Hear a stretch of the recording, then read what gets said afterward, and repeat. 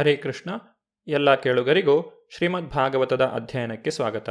ಶ್ರೀಮದ್ ಭಾಗವತದ 7ನೆಯ ಸ್ಕಂಧವನ್ನು ನಾವು ಅಧ್ಯಯನ ಮಾಡುತ್ತಿದ್ದೇವೆ. ಕಠಿಣವಾದಂತಹ ತಪಸ್ಸಿನ ಮೂಲಕ ಹಿರಣ್ಯಕಶಿಪುವು ಬ್ರಹ್ಮದೇವನ ಅನುಗ್ರಹಕ್ಕೆ ಒಳಗಾದನು. ಬ್ರಹ್ಮದೇವನನ್ನು ಸಾಕ್ಷಾತ್ಕರಿಸಿಕೊಂಡ ನಂತರ ಹಿರಣ್ಯಕಶಿಪುವು ಆತನ ಸ್ತುತಿಯನ್ನು ಮಾಡುತ್ತಿದ್ದಾನೆ. ಈ ಜಗತ್ತಿನ ಆದ್ಯ ಪುರುಷನಾದ ಬ್ರಹ್ಮನಿಗೆ ನಮನಗಳನ್ನು ಸಲ್ಲಿಸುವೆನು. ಬ್ರಹ್ಮನು ಜ್ಞಾನವುಳ್ಳವನು. ಈ ಬ್ರಹ್ಮಾಂಡವನ್ನು ಸೃಷ್ಟಿಸುವಲ್ಲಿ ತನ್ನ ಮನಸ್ಸು ಮತ್ತು ಸಾಕ್ಷಾತ್ಕಾರವಾದ ಜ್ಞಾನವನ್ನು ಬಳಸಬಲ್ಲನು. ಅವನ ಕಾರ್ಯಚಟುವಟಿಕೆಗಳಿಂದಲೇ ವಿಶ್ವದ ಎಲ್ಲವೂ ಅಭಿವ್ಯಕ್ತವಾಗುತ್ತದೆ. ಆದ್ದರಿಂದ ಅವನೇ ಎಲ್ಲ ಸೃಷ್ಟಿಯ ಕಾರಣನು. ಬ್ರಹ್ಮನು ತನ್ನ ಮನಸ್ಸು, ಬುದ್ಧಿಶಕ್ತಿ, ಸೃಷ್ಟಿಗೆ ಬೇಕಾದಂತಹ ವಸ್ತುಗಳು ಮತ್ತಿತರ ಎಲ್ಲವನ್ನೂ ಶ್ರೀಕೃಷ್ಣನಿಂದ ಪಡೆಯುತ್ತಾನೆ. ಆಮೇಲೆ ಅವನು ವಿಶ್ವದ 2ನೆಯ ಸೃಷ್ಟಿಕರ್ತ ಅಥವಾ ಯಂತ್ರಶಿಲ್ಪಿ ಆಗುತ್ತಾನೆ. ಬ್ರಹ್ಮದೇವನನ್ನು ಸ್ತುತಿಸಿದ ನಂತರ ಹಿರಣ್ಯಕಶಿಪುವು ಬ್ರಹ್ಮದೇವನಲ್ಲಿ ವರವನ್ನು ಬೇಡುತ್ತಾನೆ. ಹೇ ವರಗಳನ್ನು ನೀಡುವವರಲ್ಲಿ ಶ್ರೇಷ್ಠನಾದವನೇ, ನನಗೆ ಬೇಕಾದ ವರಗಳನ್ನು ಕೊಡುವುದೇ ಆದ ಪಕ್ಷದಲ್ಲಿ ನಿನ್ನಿಂದ ಸೃಷ್ಟಿಸಲ್ಪಟ್ಟ ಯಾವ ಜೀವಿಯಿಂದಲೂ ನನಗೆ ಸಾವು ಬರದಂತೆ ಅನುಗ್ರಹಿಸು. ಮನೆಯ ಒಳಗಾಗಲಿ ಹೊರಗಾಗಲಿ, ಹಗಲು ಹೊತ್ತಾಗಲಿ ರಾತ್ರಿ ಹೊತ್ತಾಗಲಿ, ಭೂಮಿಯ ಮೇಲಾಗಲಿ ಅಂತರಿಕ್ಷದಲ್ಲಾಗಲಿ ನನಗೆ ಮರಣವಿಲ್ಲದಂತೆ ಅನುಗ್ರಹಿಸು. ನಿನ್ನಿಂದ ಸೃಷ್ಟಿಯಾಗದ ಜೀವಿಯಿಂದಾಗಲಿ, ಯಾವುದೇ ಆಯುಧದಿಂದಾಗಲಿ, ಯಾವುದೇ ಮನುಷ್ಯ ಜೀವಿಯಿಂದಾಗಲಿ, ಪ್ರಾಣಿಯಿಂದಾಗಲಿ ನನಗೆ ಮರಣವಿಲ್ಲದಂತೆ ಅನುಗ್ರಹಿಸು.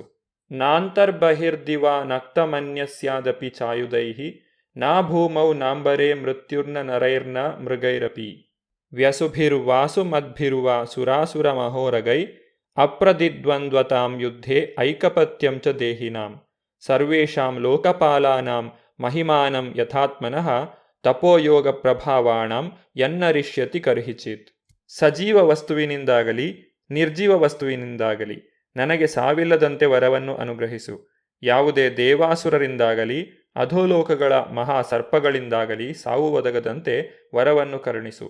ರಣರಂಗದಲ್ಲಿ ನಿನ್ನನ್ನು ಯಾರೂ ಕೊಲ್ಲಲಾರರು. ಆದ್ದರಿಂದ ನಿನಗೆ ಎದುರಾಳಿಗಳೇ ಇಲ್ಲ. ಹಾಗೆಯೇ ನನಗೂ ಎದುರಾಳಿಗಳೇ ಇಲ್ಲದಂತೆ ವರವನ್ನು ದಯಪಾಲಿಸು. ಸಕಲ ಜೀವಿಗಳ ಲೋಕಪಾಲಕರುಗಳ ಮೇಲೆ ನನಗೆ ಏಕಾಧಿಪತ್ಯವಿರುವಂತೆ ವರವನ್ನು ಕೊಡು. ಈ ಏಕಾಧಿಪತ್ಯದಿಂದ ಒದಗುವ ಎಲ್ಲ ವೈಭವವನ್ನು ನನಗೆ ದಯಪಾಲಿಸು. ಅಲ್ಲದೆ ದೀರ್ಘ ತಪಸ್ಸಾಧನೆಯಿಂದ ದೊರಕುವ ಯೋಗಸಿದ್ಧಿಗಳೆಲ್ಲವನ್ನೂ ನನಗೆ ಅನುಗ್ರಹಿಸು. ಏಕೆಂದರೆ ಇವನ್ನು ಯಾವ ಕಾಲಕ್ಕೂ ಕಳೆದುಕೊಳ್ಳಲು ಸಾಧ್ಯವಿಲ್ಲ. ಬ್ರಹ್ಮದೇವನು ತನ್ನ ಪರಮ ಪದವಿಯನ್ನು ದೀರ್ಘಕಾಲದ ತಪಶ್ಚರ್ಯೆಯಿಂದಲೂ ವ್ರತಾಚರಣೆಯಿಂದಲೂ ಹಠಯೋಗ ಧ್ಯಾನಾದಿಗಳಿಂದಲೂ ಪಡೆದನು. ಹಿರಣ್ಯಕಶಿಪುವು ಕೂಡ ಇಂತಹ ಸ್ಥಾನಮಾನವನ್ನೇ ಬಯಸಿದನು. ಹಠಯೋಗ, ತಪಶ್ಚರ್ಯೆ ಮೊದಲಾದವುಗಳಿಂದ ಪಡೆದ ಸಾಧಾರಣ ಶಕ್ತಿಗಳು ಕೆಲವು ವೇಳೆ ಹೊರಟು ಹೋಗುತ್ತವೆ. ಆದರೆ ಭಗವದನುಗ್ರಹದಿಂದ ಪಡೆದ ಶಕ್ತಿಗಳು ಎಂದಿಗೂ ಹೋಗವು. ಆದ್ದರಿಂದ ಹಿರಣ್ಯಕಶಿಪುವು ಎಂದಿಗೂ ನಷ್ಟವಾಗದ ವರವೊಂದನ್ನು ಬೇಡುತ್ತಿದ್ದಾನೆ. ಹಿರಣ್ಯಕಶಿಪುವಿನ ಕಠಿಣ ತಪಸ್ಸಿನಿಂದ ಬ್ರಹ್ಮದೇವನು ಬಹಳಷ್ಟು ಸಂತುಷ್ಟನಾಗಿದ್ದನು. ಆದ್ದರಿಂದ ವರಗಳಿಗಾಗಿ ಹಿರಣ್ಯಕಶಿಪುವು ಯಾಚಿಸಿದಾಗ ಬ್ರಹ್ಮನು ಅವು ಅತ್ಯಂತ ದುರ್ಲಭವಾಗಿದ್ದರೂ ಅವುಗಳನ್ನು ನೀಡಿ ಅನುಗ್ರಹಿಸಿದನು. ಬ್ರಹ್ಮದೇವನು ನುಡಿದನು, ಹೇ ಹಿರಣ್ಯಕಶಿಪು, ನೀನು ಯಾಚಿಸುತ್ತಿರುವ ವರಗಳು ಅನೇಕ ಜನರಿಗೆ ದುರ್ಲಭವಾದವು. ಪುತ್ರನೇ, ಹಾಗಿದ್ದರೂ ಸಾಮಾನ್ಯವಾಗಿ ಪಡೆಯಲು ಕಷ್ಟವಾದ ಆ ವರಗಳನ್ನು ನಿನಗೆ ನೀಡುವೆನು. ಭೌತಿಕವಾದ ವರಗಳನ್ನು ಕೆಲವೊಂದು ವೇಳೆ ವರಗಳೆಂದು ಕರೆಯಲಾಗುವುದಿಲ್ಲ. ಏಕೆಂದರೆ ಅವುಗಳನ್ನು ಹೆಚ್ಚಾಗಿ ಪಡೆದಾಗ ವರವೇ ಶಾಪವಾಗಿ ಪರಿಣಮಿಸಬಹುದು. ಏಕೆಂದರೆ ಈ ಭೌತಿಕ ಜಗತ್ತಿನಲ್ಲಿ ಭೌತಿಕ ಸಂಪತ್ತನ್ನು ಗಳಿಸುವುದಕ್ಕೆ ಹೇಗೆ ಶಕ್ತಿ ಪ್ರಯತ್ನಗಳು ಬೇಕೋ ಹಾಗೆ ಅದರ ನಿರ್ವಹಣೆಗೂ ಹೆಚ್ಚಿನ ಪ್ರಯತ್ನ ಬೇಕಾಗುತ್ತದೆ. ಹಿರಣ್ಯಕಶಿಪು ಏನನ್ನು ಕೇಳಿದರೂ ಅದನ್ನು ಕೊಡುವುದಕ್ಕೆ ತಾನು ಸಿದ್ಧವೆಂದು, ಅದನ್ನು ನಿರ್ವಹಿಸುವುದಕ್ಕೆ ಹಿರಣ್ಯಕಶಿಪುವಿಗೆ ಕಷ್ಟವಾಗುವುದೆಂದು ಬ್ರಹ್ಮನು ತಿಳಿಸಿದನು. ಆದಾಗ್ಯೂ ತಾನು ಮೊದಲೇ ಮಾತು ಕೊಟ್ಟಿದ್ದ ಕಾರಣದಿಂದ ಅವನು ಬೇಡಿದ ಎಲ್ಲ ವರಗಳನ್ನು ನೀಡಲು ಬ್ರಹ್ಮನು ಇಚ್ಛಿಸಿದನು. ದುರ್ಲಭಾನ್ ಎಂಬ ಪದವು ನೆಮ್ಮದಿಯಿಂದ ಅನುಭವಿಸಲು ಆಗದ ವರಗಳನ್ನು ಯಾರೂ ತೆಗೆದುಕೊಳ್ಳಬಾರದು ಎಂದು ಸೂಚಿಸುತ್ತದೆ.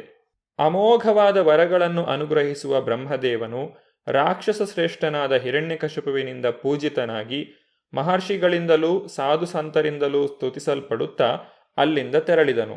ದೈತ್ಯನಾದ ಹಿರಣ್ಯಕಶಿಪುವು ಈ ರೀತಿಯಾಗಿ ಬ್ರಹ್ಮದೇವನಿಂದ ಅನುಗ್ರಹೀತನಾಗಿ ಪ್ರಕಾಶಮಾನವಾದ ಸ್ವರ್ಣ ಶರೀರವನ್ನು ಪಡೆದುಕೊಂಡರೂ ಆತನು ಹಿರಣ್ಯಾಕ್ಷನ ಸಾವನ್ನು ಸ್ಮರಿಸುತ್ತಾ ಆ ಕಾರಣದಿಂದ ಭಗವಾನ್ ವಿಷ್ಣುವನ್ನು ದ್ವೇಷಿಸುವುದನ್ನು ಮುಂದುವರಿಸಿದನು. ಇದನ್ನೇ ರಾಕ್ಷಸೀ ಪ್ರವೃತ್ತಿ ಎಂದು ಕರೆಯಲಾಗಿದೆ. ಹಿರಣ್ಯಕಶಿಪುವು ಸಮಸ್ತ ವಿಶ್ವವನ್ನು ಜಯಿಸಿದನು. ವಾಸ್ತವವಾಗಿ ಆ ಮಹಾ ಅಸುರನು ಮೇಲಿನ, ಮಧ್ಯದ ಮತ್ತು ಕೆಳಗಿನ ಪ್ರಪಂಚಗಳಲ್ಲಿರುವ ಎಲ್ಲ ಲೋಕಗಳನ್ನೂ ಗೆದ್ದನು. ಮನುಷ್ಯ, ಗಂಧರ್ವ, ಗರುಡ, ಉರಗ, ಸಿದ್ಧ, ಚಾರಣ, ವಿದ್ಯಾಧರ, ಮಹರ್ಷಿ, ಯಮರಾಜ, ಮನು, ಯಕ್ಷ, ರಾಕ್ಷಸ, ಪಿಶಾಚ, ಪಿಶಾಚೇಶ, ಪ್ರೇತ, ಭೂತಪತಿ ಇತ್ಯಾದಿಗಳೆಲ್ಲದರ ಲೋಕಗಳನ್ನು ಅವನು ಗೆದ್ದನು. ಯಾವ ಯಾವ ಲೋಕಗಳಲ್ಲಿ ಜೀವಿಗಳು ಇರುವರೋ ಆ ಇತರ ಲೋಕಗಳ ಅಧಿಪತಿಗಳನ್ನು ಅವನು ಸೋಲಿಸಿ ಅವರನ್ನೂ ತನ್ನ ವಶಕ್ಕೆ ತೆಗೆದುಕೊಂಡನು. ಎಲ್ಲರ ಲೋಕಗಳನ್ನು ಗೆದ್ದುಕೊಂಡು ಅವನು ಅವರ ಅಧಿಕಾರ ಸ್ಥಾನಗಳನ್ನು, ತೇಜಸ್ಸನ್ನು ಕಿತ್ತುಕೊಂಡನು. ಎಲ್ಲ ಸಂಪತ್ತಿಗೆ ಸ್ವಾಮಿಯಾದ ಹಿರಣ್ಯಕಶಿಪುವು ಸ್ವರ್ಗದಲ್ಲಿ ವಾಸಿಸಲು ಪ್ರಾರಂಭಿಸಿದನು.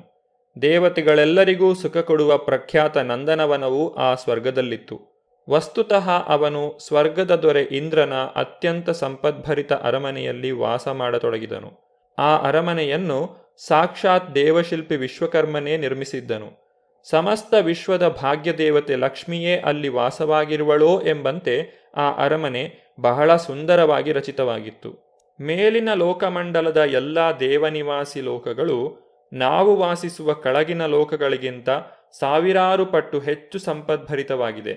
ಪ್ರಖ್ಯಾತವಾದಂತಹ ದೇವಶಿಲ್ಪಿ ವಿಶ್ವಕರ್ಮನು ಊರ್ಧ್ವಲೋಕಗಳಲ್ಲಿ ಅನೇಕ ವಿಸ್ಮಯಜನಕ ನಿರ್ಮಾಣಗಳ ಕರ್ತೃವೆಂದು ಪ್ರಸಿದ್ಧನಾಗಿದ್ದಾನೆ. ಇಂದ್ರನ ನಿವಾಸದ ಸೋಪಾನಗಳನ್ನು ಹವಳದಿಂದ ನಿರ್ಮಿಸಿದ್ದರು. ಅದರ ನೆಲವು ಅಮೂಲ್ಯ ಮರಕತ ಮಣಿಗಳಿಂದ ಖಚಿತವಾಗಿತ್ತು. ಗೋಡೆಗಳೆಲ್ಲ ಸ್ಫಟಿಕಮಯವಾಗಿದ್ದವು. ಸ್ತಂಭಗಳು ವೈಢೂರ್ಯ ಶಿಲೆಯಿಂದ ನಿರ್ಮಿತವಾಗಿದ್ದವು. ಪೀಠಗಳನ್ನು ಪದ್ಮರಾಗ ಮಣಿಗಳಿಂದ ಅಲಂಕರಿಸಿದ್ದರು. ನೊರೆಯಂತೆ ಬೆಳ್ಳಗಿದ್ದ ರೇಷ್ಮೆಯ ಹಾಸಿಗೆಗಳು ಮುತ್ತುಗಳಿಂದ ಸಿಂಗಾರಗೊಂಡಿದ್ದವು.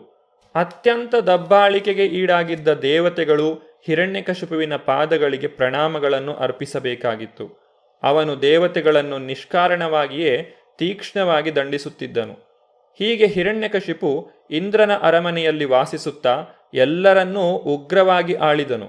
ಊರ್ಧ್ವಲೋಕಗಳಲ್ಲಿ ಹಿರಣ್ಯಕಶಿಪುವು ಎಷ್ಟು ಅಧಿಕಾರ ಸಾಮರ್ಥ್ಯವುಳ್ಳವನಾಗಿದ್ದನೆಂದರೆ ತ್ರಿಮೂರ್ತಿಗಳನ್ನು ಬಿಟ್ಟು ಉಳಿದ ಎಲ್ಲ ದೇವತೆಗಳು ಅವನ ಸೇವೆಯಲ್ಲಿ ಬಲಾತ್ಕಾರದಿಂದ ತೊಡಗಿಸಲ್ಪಟ್ಟರು. ಅವನಿಗೆ ಅವಿಧೇಯರಾದರೆ ತೀಕ್ಷ್ಣವಾದ ದಂಡನೆಗೆ ಗುರಿಯಾಗುವೆವು ಎಂದು ಅವರೆಲ್ಲರೂ ಹೆದರಿದ್ದರು. ತೀಕ್ಷ್ಣವಾದ ವಾಸನೆಯಿಂದ ಕೂಡಿದ ದ್ರಾಕ್ಷಾರಸವನ್ನು, ಮದ್ಯವನ್ನು ಕುಡಿದು ಹಿರಣ್ಯಕಶಿಪುವು ಸದಾ ಮತ್ತನಾಗಿರುತ್ತಿದ್ದನು. ಈ ಕಾರಣದಿಂದ ತಾಮ್ರದಂತೆ ಕೆಂಪಾಗಿದ್ದ ಅವನ ಕಣ್ಣುಗಳು ಯಾವಾಗಲೂ ತೇಲುವಂತಿರುತ್ತಿದ್ದವು. ತನ್ನ ವೈಯಕ್ತಿಕ ಅಧಿಕಾರದ ಬಲದಿಂದ ಇಂದ್ರನ ಸಿಂಹಾಸನದ ಮೇಲೆ ಕುಳಿತ ಹಿರಣ್ಯಕಶಿಪುವು ಇತರ ಎಲ್ಲ ಲೋಕಗಳ ನಿವಾಸಿಗಳನ್ನೂ ತನಗೆ ಅಧೀನರನ್ನಾಗಿ ಮಾಡಿಕೊಂಡನು. ವಿಶ್ವಾವಸು, ತುಂಬುರುಗಳೆಂಬ ಇಬ್ಬರು ಗಂಧರ್ವರು, ನಾರದರು, ವಿದ್ಯಾಧರರು, ಅಪ್ಸರೆಯರು, ಋಷಿಗಳು ಹೊಗಳುತ್ತಾ ಮತ್ತೆ ಮತ್ತೆ ಅವನಿಗೆ ಪ್ರಾರ್ಥನೆಯನ್ನು ಸಲ್ಲಿಸುತ್ತಿದ್ದರು.